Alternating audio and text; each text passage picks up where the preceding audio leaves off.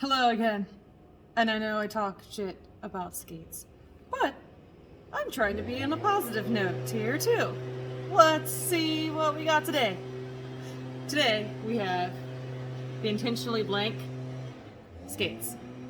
Now overall, um, as I had pointed out before, these are white labels. Um, Quality of materials is questionable. Cuteness factor is there. The only thing that kind of annoys me is the price. These are usually around $260. I did not pay that because I bought them on eBay.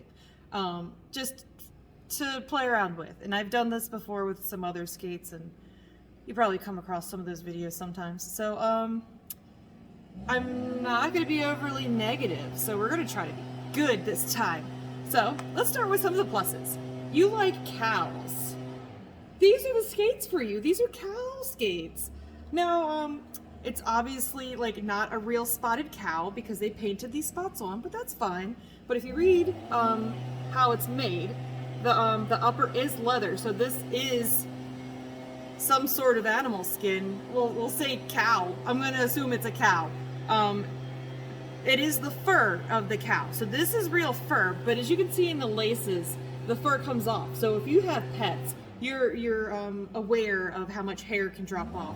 And since this is a dead animal, it doesn't hold the hair as well. So this will eventually possibly get bald spots. But I mean, most of the time people aren't going to like go crazy with these, I don't think. It still has the not so great plates that most of the white labels use. They're very, they're aluminum die cast, so they're not going to be stable. Not stable, sorry. They're not going to be very hardy for park skating. So I would say don't take this to a park. It also has a fixed toe stop, and usually you kind of want an adjustable toe stop. But this will be fine for cruising around the rinks. Cruising around outside, it comes with hybrid wheels. Here's a thing that I picked up on. Like, I put them on and I could not roll. And for future reference, you probably hear this every so often. This spin test is not a good indication if the skate is good or if the bearing's good. But most of these skates tend to come with these sealed bearings. These can't be cleaned. They can't be opened. You can open and take off the metal shield, but it will basically ruin it, and you'll just have no shield because you can't put the shield back on. Anyway, these are grease-packed bearings, so they're very slow and sluggish to begin with. And since it's cold outside, it's going to be more sluggish. But they also put like a death grip on how they tighten these nuts. So like you can see on this side, this one barely spins. I loosen this up a little, and it already spins more. It's hard to tell because it's black, but it spins a little more. So yeah, these are the types of skates that when you want to give it a couple turns.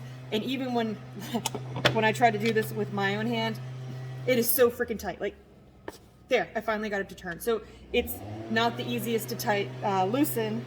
So get a friend to try to help you loosen it.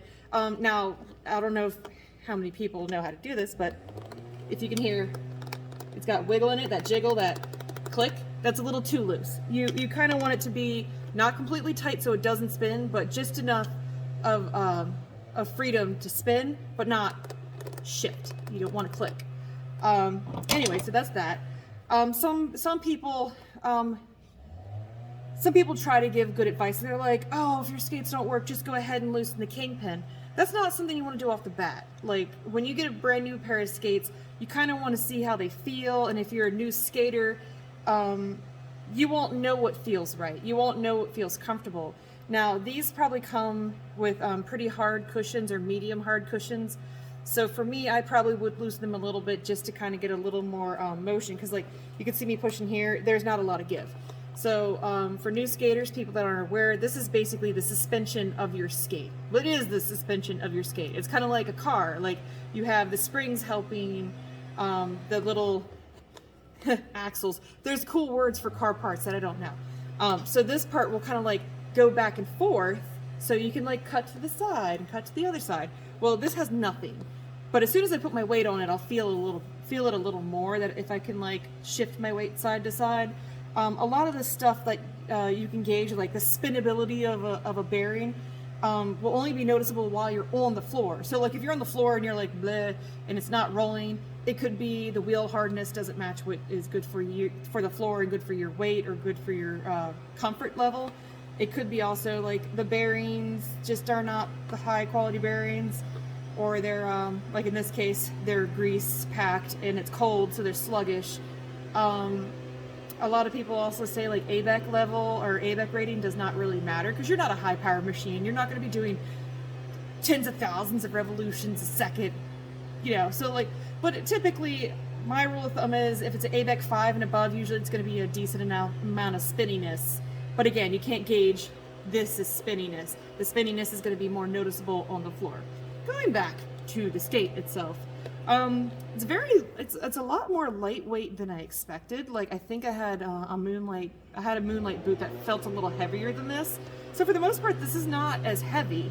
It's got a lot of padding, but it doesn't have a lot of give. So I'd say it's pretty stiff. Like if you really like a stiff boot, compared to say a Lolly.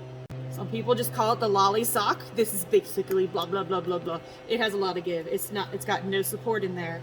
Not to say that you need support, because you don't always need support. A lot of people feel like they need the support for their own stability and comfort. It's all up to what you want, but I know a lot of artistic skaters like something a little more supportive.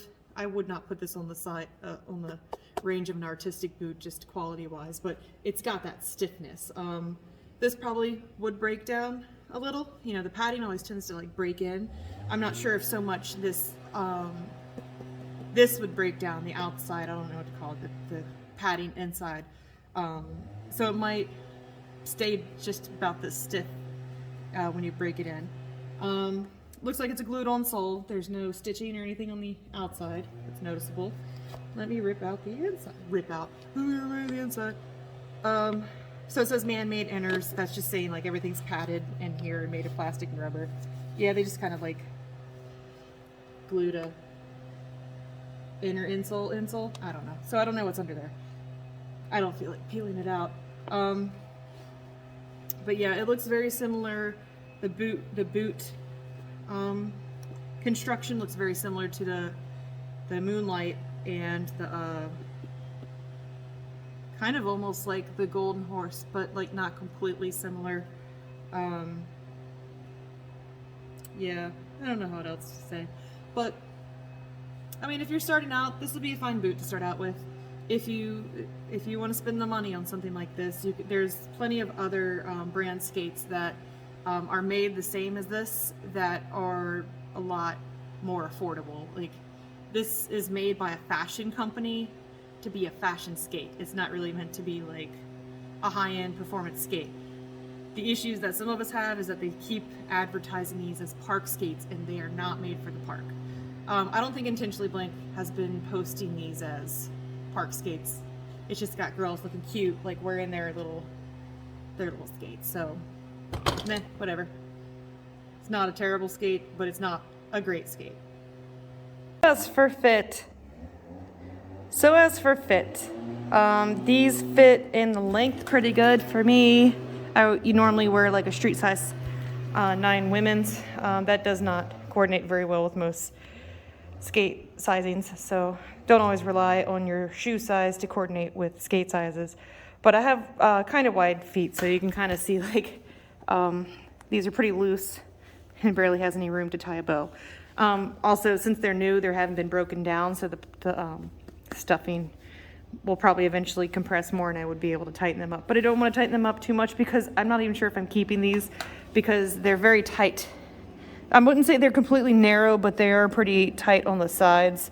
And because they're hard, I don't know if that'll actually break down and actually like fit for me. I loosened all the wheels. Yeah, they seem to roll fine. It's not like I said, most maneuverable. Oh God. I probably would adjust these trucks a little so I can actually turn and whatnot, but this floor is smooth enough that I don't have too much of an issue slipping around. But they're also, like I said, hybrids. So pretty smooth overall. I mean, I guess I don't really expect skates to kind of be lumpy and bumpy while you're skating, but I guess the most of the time is if the bearings are going to not spin as freely. But like I said, I've loosened these. Yeah, I think out of the box, outside of a few adjustments, they probably would be good for beginners. Yeah, if you want to be a cow person, cowboy, cowgirl, get some cow skates.